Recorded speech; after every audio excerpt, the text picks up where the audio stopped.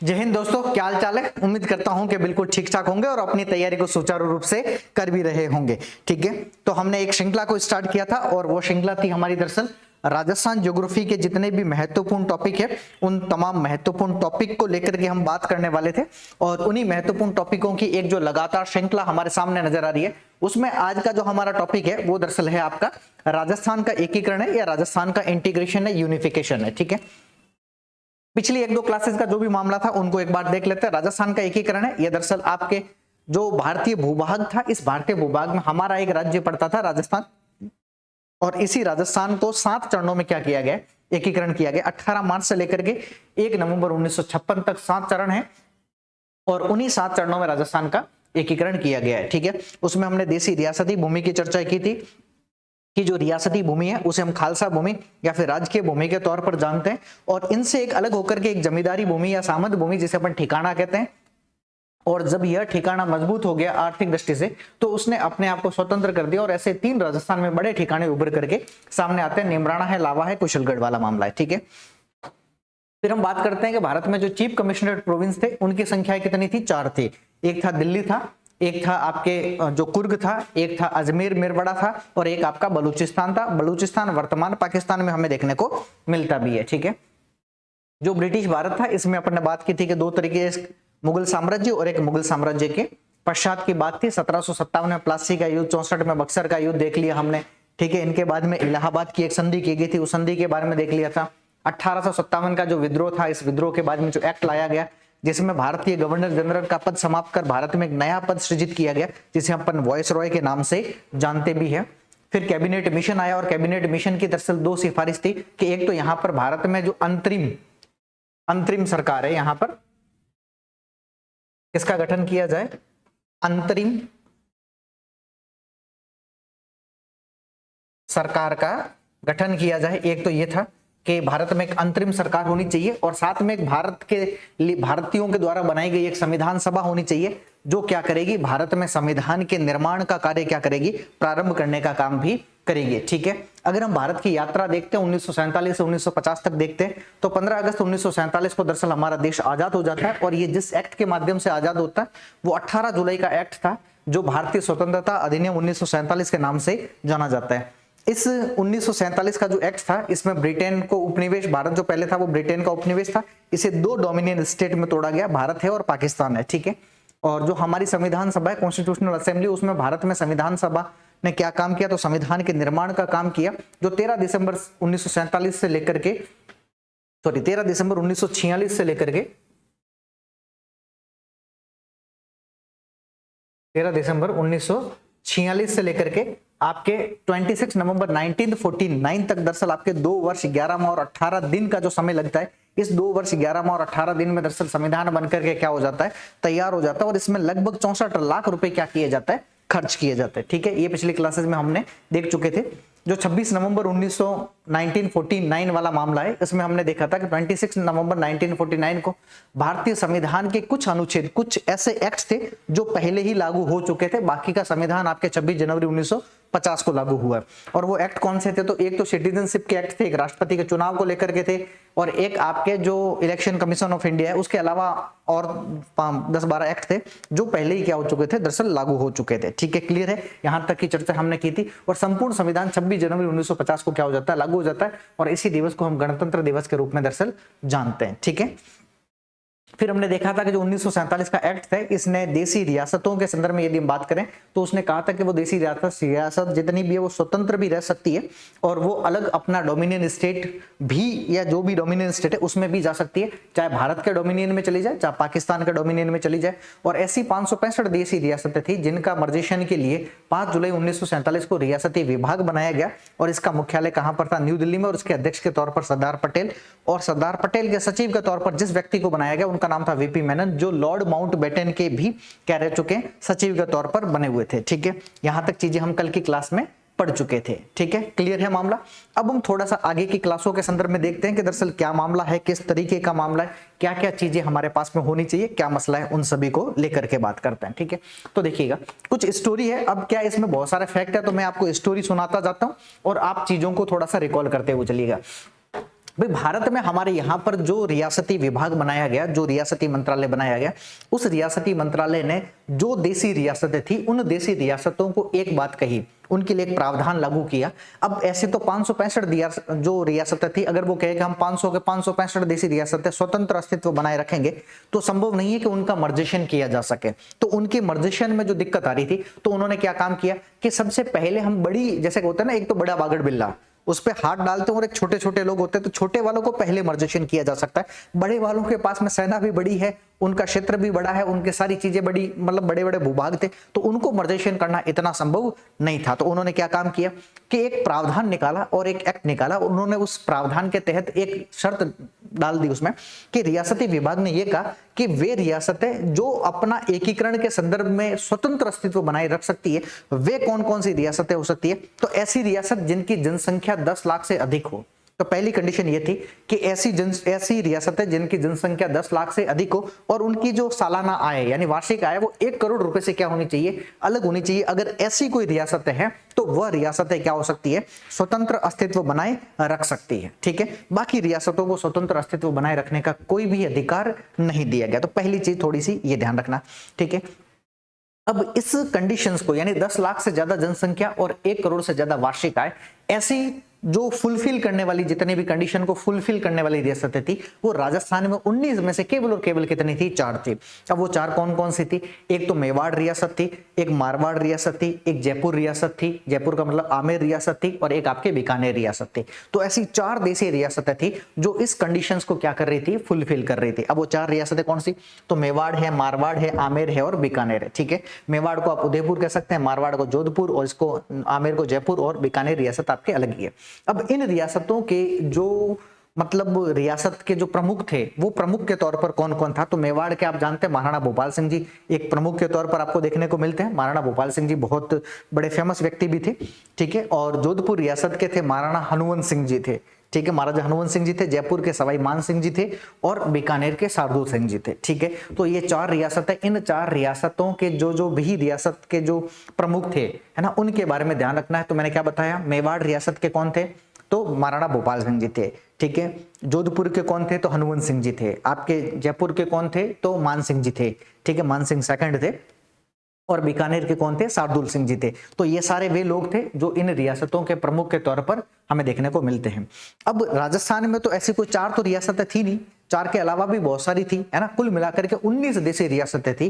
तो 4 के तो नाम हमने याद कर लिए, तो पीछे बची हुई 15 के भी हमसे क्या पूछे जा सकते हैं, नाम पूछे जा सकते हैं। एक एक नाम मैं आपके साथ में कह रहा हूं, तो आप थोड़े से नाम पर फोकस करते हुए चलिएगा। क्योंकि पहली रियासत मेवाड़ है, अपन बात कर चुके, महाराणा भोपाल सिंह जी क्लियर है, यहां तक तो कोई मसला ही नहीं है भाई। 4 रियासतें तो वही है जिनकी जनसंख्या 10 लाख से अधिक है और उनके वार्षिक यानी सालाना आय आपके 1 करोड़ रुपए से अधिक है। दूसरी कौन सी है, तो जयपुर रियासत है। जयपुर रियासत के कौन है, तो आपके मान सिंह जी है। ठीक है, सवाई मान सिंह जी सेकंड है। उसके बाद में आपके मारवाड़ रियासत है, मारवाड़ रियासत के कौन है, हनुवंत सिंह जी है। और उसके बाद में बीकानेर रियासत है, बीकानेर रियासत के कौन है, शार्दुल सिंह जी। तो ये 4 रियासतें कंप्लीट है। और इन चारों रियासतों, ये क्या है, इस फुलफिल कंडीशन के अनुसार, यानी कि इन चारों रियासतों की जो जनसंख्या है वो जनसंख्या कितनी है, तब हम कहते हैं कि इनकी जनसंख्या 10 लाख से ज्यादा है। कितने लाख से ज्यादा है, 10 लाख से आपको जनसंख्या ज्यादा देखने को मिलती है। और साथ ही साथ ये रियासतें, इनकी जो वार्षिक आय है यानी सालाना जो आय है, वो वार्षिक आय कितनी है, तब आंसर होगा 1 करोड़ रुपए से अधिक है। तो इसका मतलब है कि यह रियासतें अपने स्वतंत्र अस्तित्व को बनाए रख सकती है। बाकी पीछे बची हुई जो 15 रियासतें, वह अपना स्वतंत्र अस्तित्व नहीं बनाए रख सकती है। और वे रियासतें कौन कौन सी थी, तो उनमें एक रियासत थी जैसलमेर। ठीक है, और इस जैसलमेर रियासत के जो रियासती प्रमुख थे उनका नाम था रघुनाथ सिंह जी। ठीक है, बाकी सबके नाम ध्यान रखना है, कोई सा भी सवाल एग्जाम में पुट किया जा सकता है। तो जैसलमेर के कौन थे, रघुनाथ सिंह जी थे। सिरोही के कौन थे, अभय सिंह जी थे। ठीक है, जैसलमेर के रघुनाथ सिंह जी, सिरोही के कौन थे, अभय सिंह जी थे। ठीक है, उसके बाद में डूंगरपुर के कौन थे, लक्ष्मण सिंह जी थे। ठीक है, बांसवाड़ा के कौन थे, चंद्रवीर सिंह जी थे। और चंद्रवीर सिंह जी के बारे में बहुत अच्छा स्टेटमेंट भी है कि चंद्रवीर सिंह जी ने जैसे ही मर्जेशन पर जो हस्ताक्षर किए, उस मर्जेशन पर हस्ताक्षर करने के बाद में चंद्रवीर सिंह जी ने कहा कि दरअसल मैं मर्जेशन पर हस्ताक्षर नहीं कर रहा हूं, मैं अपने डेथ वारंट पर हस्ताक्षर कर रहा हूं। किस पर, किस पर हस्ताक्षर कर रहे हैं? वो अपने डेथ वारंट पर क्या कर रहे हैं? हस्ताक्षर कर रहे हैं। और ये कई बार एग्जाम में सवाल पूछा गया कि राजस्थान की किस रियासत के रियासती प्रमुख द्वारा यह कहा गया कि मैं एकीकरण पर हस्ताक्षर न करके अपने डेथ वारंट पर क्या कर रहा हूं? हस्ताक्षर कर रहा हूं। तो इसका आंसर क्या होगा? स्टार लगा देना कि बांसवाड़ा के जो रियासती प्रमुख थे उनका नाम था चंद्रवीर सिंह जी, और चंद्रवीर सिंह जी के द्वारा यह स्टेटमेंट दिया गया था। ठीक है। उसके बाद में शाहपुरा थी, उसके सुदर्शन देव सिंह जी थे। जो किशनगढ़ रियासत थी उसके सुमेर सिंह जी थे। कोटा रियासत थी उनके भीम सिंह जी थे। बूंदी रियासत थी उनके बहादुर सिंह जी थे। झालावाड़ जो रियासत थी उसके हरीश चंद्र देव सिंह जी थे। ठीक है। तो कुछ कुछ रियासतें हैं उनके, आपको भाई एक दिन में एक तो याद होगा नहीं। अब आपको क्या काम करना है? एक मैप लेना है और उस मैप में इन रियासतों के ऊपर ऐसे एरो लगा करके इनके रियासती प्रमुख के बारे में नाम ध्यान रखना, ऑटोमेटिकली क्या हो जाएगी? आपको याद हो जाएगी। अलवर रियासत के थे जो तेज सिंह जी थे, भरतपुर रियासत के ब्रिजेंद्र सिंह जी थे, धौलपुर रियासत के उदयभान सिंह जी थे, करौली रियासत के गणेश पाल सिंह जी थे, इन्हें हम वासुदेव सिंह जी भी कहते हैं। टोंक के अजीजुद्दौला थे, और टोंक एकमात्र रियासत थी जो कैसी थी? एक राजस्थान की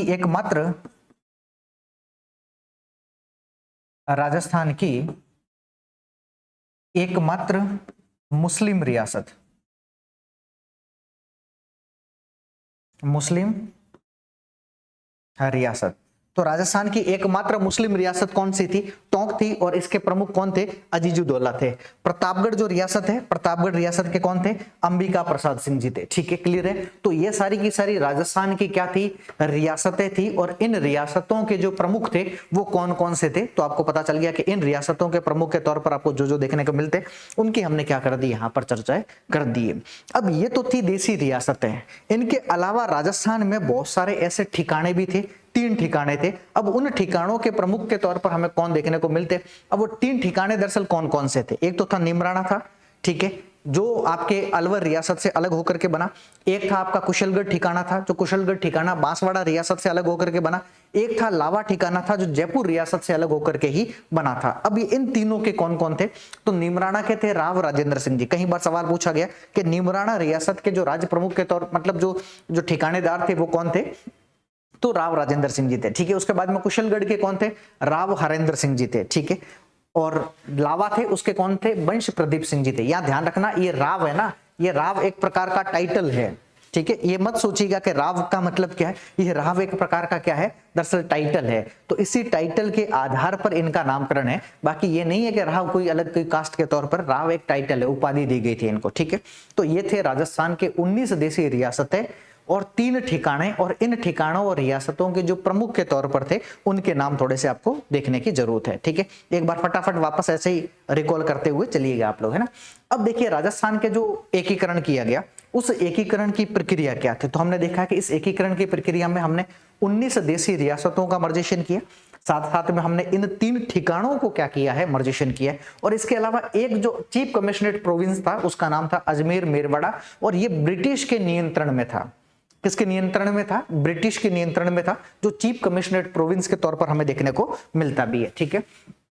इन सब का जो इंटीग्रेशन किया गया वो 7 चरणों में किया गया, जो 18 मार्च 1948 से प्रारंभ होकर के 1 नवंबर 1956 तक हमें देखने को मिलता है। ठीक है, ये तो था अब तक की जितनी भी क्लास का मामला था। ये था आपके जो पिक्चर होती है ना उसके आगे का मामला, मतलब इंटरवल के पहले का घटनाक्रम।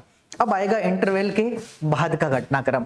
तो इंटरवल के पहले का घटनाक्रम जितना इंपॉर्टेंट है उससे कहीं गुना ज्यादा इंटरवल के बाद का कार्यक्रम आपके लिए क्या है? बहुत ज्यादा इंपॉर्टेंट है। ठीक है। अब वो इंटरवल के बाद का कार्यक्रम क्या है? जो एकीकरण के प्रयास किए गए। ध्यान रखना, मैं अभी ये नहीं कह रहा हूं कि राजस्थान में एकीकरण क्या है। तो राजस्थान का एकीकरण तो 7 चरणों में हुआ है, लेकिन इससे पहले भी राजस्थान में एकीकरण के 5 बार प्रयास कर चुके हैं, जिसमें से 2 बार प्रयास तो केवल और केवल मेवाड़ रियासत के जो प्रमुख थे महाराणा भोपाल सिंह जी थे। इन भोपाल सिंह जी के द्वारा 2 बार तो क्या किए गए? प्रयास किए गए। ठीक है, पहला एक तो ये ध्यान रखना है। तो भोपाल सिंह जी ने 2 बार प्रयास किए। पहली बार प्रयास किया इन्होंने भोपाल सिंह जी ने 25 या 26 जुलाई, अब ये डेट अलग अलग बुक्स में अलग अलग दे रखी है, 25-26 जो जून है, सॉरी 1946 को, 25-26 जून 1946 को, यानी कि 1946 में पहली बार प्रयास किया। और इस प्रयास के अंतर्गत इन्होंने राजस्थान, इन्होंने गुजरात और इन्होंने एमपी का जो मालवा वाला क्षेत्र है, इन तीनों को मिलाकर के एक क्षेत्र बनाना चाहा, जिसे हमने कहा है राजस्थान प्रांत के नाम से जानते हैं। तो इन्होंने क्या कहा दरअसल कि मतलब महाराणा भोपाल सिंह जी ने एक प्रस्ताव रखा, क्यों नहीं हम राजस्थान का जो वेस्टर्न वाला भाग है, राजस्थान वाला, गुजरात वाला और एमपी के मालवा वाला, इन सबको मिलाकर के एक राजस्थान प्रांत के नाम से बना दे और उसका सबसे प्रमुख मुझे बना दो। और इस तीनों क्षेत्रों के लगभग 22 प्रतिनिधियों ने दरअसल यहाँ पर क्या लिया, भाग लिया। और उन्होंने कहा कि दरअसल हम तो आपको तो नहीं बनाएंगे, है ना, आपने तो मतलब बहुत सारी जिंदगी देख ली, अब हमें भी कुछ बना दो। तो भोपाल सिंह जी के नहीं भाई साहब, मैं बड़ा हूं, ठीक है, आपको पता ही है कि मैंने बहुत बड़े बड़े काम किए, मेवाड़ रियासत का इतिहास क्या था, कहां से लेकर के कहां था, कौन कौन हमारे प्रमुख रहे, है ना, पिछले टाइम में प्रताप सिंह जी से लेकर के, है ना, और आपके रावल रतन सिंह तक के घटनाक्रम, पद्मनी वद्मनी की स्टोरी सुनाई। तो भाई साहब सब लोगों ने कह दिया कि ठीक बात है, मान लिया आपकी बात, लेकिन आपको तो हम ऐसा ओहदा नहीं देंगे, कोई बात नहीं, हमारी मीटिंग यहीं पर स्थगित होती है, हमें राजस्थान प्रांत जैसा कुछ भी नहीं चाहिए। तो पहली बार प्रयास किया किसने, भोपाल सिंह जी ने। भोपाल सिंह जी ने कहा कि ठीक बात है भाई साहब, आपने पहली बार तो हमें नकार दिया, कोई बात नहीं, हम दोबारा प्रयास करते हैं। तो दोबारा और उन्होंने क्या किया, प्रयास किया। और ये कब किया, 23 मई 1947 को इन्होंने क्या किया, प्रयास किया। जो के मुंशी जी थे, ठीक है, कन्हैयालाल माणिक्यलाल मुंशी जी थे, और के मुंशी जी के द्वारा ये मेवाड़ रियासत के मतलब प्रधान, मतलब वहां के एक लेखा जोखा के तौर पर देखने को मिलते। और भोपाल सिंह जी ने दरअसल मिल करके बहुत सारी रियासतों को एकत्रित करने का प्रयास किया, लेकिन ये भोपाल सिंह जी के दोनों प्रयास क्या रह गए, असफल रह गए। यानी कि पहली बार जो प्रयास किया 46 में और दूसरी बार प्रयास किया 47 में, ये दोनों प्रयास भोपाल सिंह जी के क्या रहे, असफल रहे, ठीक है। और इन दोनों प्रयासों में भोपाल सिंह जी को कुछ भी हाथ नहीं लगा। भोपाल सिंह जी ने बहुत स्टोरियां सुनाई कि भाई साहब मेवाड़ ये है, मेवाड़ का इतिहास वो है, हम किस किस के लिए लड़े, हमने अपने मातृभूमि का। सब लोगों ने बोला ठीक है भाई साहब, बहुत कुछ लड़े हो, लेकिन हम आपको नहीं झेलेंगे, ठीक है। फिर दूसरा प्रयास किया मान सिंह जी ने, सवाई मान सिंह जी ने। ऊपर वहां पर भोपाल सिंह जी प्रयास कर रहे हैं मेवाड़ साइड में, तो मान सिंह जी के यार भोपाल सिंह जी वहां प्रयास कर रहे हैं, क्यों नहीं हम लोग भी यहाँ पर क्या कर दे, एक अलग से मामला बना दे, अपना पूरा का पूरा जयपुर वाले क्षेत्रों को मिलाकर के अलग मामला कर दे। तो वहां के जयपुर के जो प्रधानमंत्री के पद पर थे वो थे वीटी कृष्णमाचारी थे। और वीटी कृष्णमाचारी ने और सवाई मानसिंह जी सेकंड के द्वारा एक प्रयास किया गया, जिसमें जयपुर रियासत, आपके अलवर रियासत और करौली रियासत, जयपुर रियासत के मानसिंह जी सेकंड आगे, अलवर रियासत के जो तेज सिंह जी थे, तेज सिंह जी को, और करौली रियासत के गणेश पाल सिंह जी को, इन तीनों को मिला करके, ठीक है, एक रियासत, एक पूरा का पूरा बड़ा साम्राज्य बनाना चाहा। लेकिन फिर बात वही आती है कि दरअसल यहाँ पर प्रमुख के तौर पर कौन होगा। तो मान सिंह जी ने कहा कि चूंकि मैं बहुत बड़ा हूं तो मैं प्रमुख के तौर पर यहां पर बनूंगा। तो उधर उन्होंने कहा, तेज सिंह जी ने और गणेश पाल सिंह जी ने कहा कि देखिए भाई साहब, वहां पर आपको पता है कि कुछ टाइम पहले महाराणा भोपाल सिंह जी ने भी यही काम किया था, लेकिन उनको भी वहां नहीं झेला, तो हम आपको यहां पर कैसे झेल लेंगे। यानी कि यहां पर भी ये जो मान सिंह जी सेकंड के द्वारा जो प्रयास किया गया वो क्या होता है, एक असफल प्रयास के तौर पर एकीकरण का हमें देखने को मिलता भी है। अगला प्रयास किया, इधर देख रहे हैं लक्ष्मण सिंह जी बड़े ताव में, लक्ष्मण सिंह जी को लगा कि यार पास में भोपाल सिंह जी ऐसा प्रयास कर रहे हैं तो क्यों नहीं हम भी अपने यहाँ पर प्रयास कर ले। तो उन्होंने कहा कि अब क्या क्या करना चाहिए। तो लक्ष्मण सिंह जी ने कहा, जो आपके डूंगरपुर रियासत के प्रमुख थे, उन्होंने कहा कि क्यों नहीं हम डूंगरपुर, बांसवाड़ा और प्रतापगढ़, इन तीनों को मिला करके एक पूरा का पूरा जो इलाका है वागड़, तो वागड़ प्रांत के तौर पर इसे घोषित कर दे, ठीक है। तो आपको पता है कि डूंगरपुर के लक्ष्मण सिंह जी है, बांसवाड़ा के चंद्रवीर सिंह जी। अभी चंद्रवीर सिंह जी का मैंने आपको स्टेटमेंट सुनाया था कि चंद्रवीर सिंह जी दरअसल क्यों फेमस है। इन्होंने कहा कि मैं राजस्थान में इंटीग्रेशन पर हस्ताक्षर नहीं कर रहा हूं, अपने डेथ वारंट पर क्या कर रहा हूं, हस्ताक्षर कर रहा हूं, मृत्यु प्रमाण पत्र पर क्या कर रहा हूं, हस्ताक्षर कर रहा हूं, इसलिए बड़े फेमस है। और एक है प्रतापगढ़ के अंबिका प्रसाद जी। इन तीनों ने मिलकर के एक वागड़ प्रांत बनाने के लिए मतलब लक्ष्मण सिंह जी के निर्देशन में कहा। लेकिन फिर मामला आया, बोला कि बड़ा कौन, किसको सबसे ज्यादा राइट्स मिलेंगे। लक्ष्मण सिंह जी बोले भाई साहब प्रयास मैं कर रहा हूं, तो राइट्स भी मुझे मिलने चाहिए, अधिकार मुझे मिलने चाहिए। चंद्रवीर सिंह जी और अंबिका प्रसाद जी ने फिर कहा कि देखिए भाई साहब, भोपाल सिंह जी ने प्रयास किया, उधर आपके मान सिंह जी सेकंड प्रयास कर रहे हैं, जब उन दोनों को नहीं बढ़ाने दिया, आपको कैसे बढ़ाने देंगे, मामला खत्म, है ना। फिर अगला प्रयास किया भीम सिंह जी ने। अब भीम सिंह जी को लगा कि भाई साहब ये सब लोग प्रयास कर रहे हैं, तो क्यों नहीं हम एक अलग से रियासत बनाने का काम कर ले, कोटा रियासत। और उन कोटा रियासत में तीन बड़ी बड़ी उधरशाली, जो हाड़ौती वाला मामला है, हाड़ौती संघ वाला मामला है, उसको मिलाने का प्रयास कर जाए। तो कोटा रियासत के जो प्रमुख थे भीम सिंह जी, इन्होंने बूंदी के प्रमुख आपके बहादुर सिंह जी और झालावाड़ के जो प्रमुख थे हरिश्चंद्र जी, है ना, इन सबको मिलाकर के बोला कि क्यों नहीं हम दरअसल हाड़ौती संघ बना दे। क्या बना दे, हाड़ौती संघ बना दे। और फिर इनसे पूछा गया कि भाई साहब सबसे ज्यादा टैलेंटेड कौन रहेगा, इसमें सबसे आगे नाम किसका रहेगा। तो भीम सिंह जी ने कहा कि भाई साहब मैं, बाकी की तो बात छोड़ो, मैं ही रहूंगा, मैं मतलब कोटा रियासत बड़ी रियासत है। तो बूंदी वालों ने कहा भाई साहब निकले तो हमारे में से हो ना, अभी तो कोटा रियासत आपकी बड़ी बन गई है, निकली तो हम में से। तो बहादुर सिंह जी ने कहा कि भाई साहब मैं सीनियर हूं, सीनियर सिटीजन की कोई वैल्यू होनी चाहिए। भीम सिंह जी ने कहा कि भाई साहब देखो बहुत सीनियर सिटीजन का मामला था, ठीक है, तो यहां वाला भी मसला क्या हो जाता है, खराब हो जाता है। इन तमाम मसलों के बारे में आपसे पूछा जाएगा। अब मसला क्या पूछा जाएगा, यहां से सवाल सुनिएगा। सवाल यह पूछेगा कि जो राजस्थान का जो एकीकरण किया गया, उस एकीकरण से पहले राजस्थान को एकीकृत करने के कितनी बार प्रयास किए जा चुके हैं। ध्यान रखना 5 बार प्रयास किए जा चुके हैं। 2 बार भोपाल सिंह जी के द्वारा, 1 बार आपके प्रयास मान सिंह जी के द्वारा, 1 बार प्रयास लक्ष्मण सिंह जी के द्वारा, 1 बार प्रयास आपके कोटा वाले भीम सिंह जी के द्वारा। तो कितनी बार प्रयास किए गए, 5 बार प्रयास किए गए। ये थोड़ा ध्यान रखना, ये सवाल आपसे पूछा भी जा सकता है, ठीक है। अब दरअसल हमारे पास में एक सवाल बन करके उभर करके सामने आता है, और सवाल दरअसल क्या उभर करके सामने आता है कि दरअसल जो राजस्थान का इंटीग्रेशन है, जो राजस्थान का यूनिफिकेशन कर रहे हैं, इस राजस्थान के इंटीग्रेशन या राजस्थान के यूनिफिकेशन के संदर्भ में हमारे पास में वे मेजर कौन कौन से समस्या हमें देखने को मिलती है कि यहां पर राजस्थान का इंटीग्रेशन हम करें या फिर राजस्थान का यूनिफिकेशन करें। तो राजस्थान के एकीकरण के लिए सरदार पटेल, वीपी मेनन और इन जैसे लोगों को कितनी समस्याओं का सामना करना पड़ा, तो इस कहानी को जानेंगे कल की क्लास में। आज के लिए इतना ही रखते हैं, क्योंकि सस्पेंस मूवी थोड़ी सी मुझे क्या है बहुत ज्यादा ही पसंद है, ठीक है। तो उम्मीद करता हूं आज देखिए मैंने कारण क्या है, मैंने चीजों थोड़ी, अगर मैं इसी चीज को समझाने में लिखवाने लगता है तो लगभग मुझे पता है 45 मिनट तो लिखने में खत्म हो जाती है। 19-20 नाम थे, और 19-20 नाम लिखता इतनी माता बड़ी स्टोरी लिखता। बाकी आपको तो मैटर से मतलब है कि मैं मैटर फटाफट कैसे आपके सामने रिप्रेजेंट करता हूं, ठीक है। तो अगली कड़ी में हम जानेंगे कि राजस्थान के एकीकरण के संदर्भ में जितने प्रयास किए गए और उन प्रयासों में जो जो समस्याएं हमें देखने को मिली, उन तमाम समस्याओं के बाद में। तो मिलते हैं कल की क्लास में, तब तक के लिए गुड नाइट, जय Hind, thank you very much दोस्तों।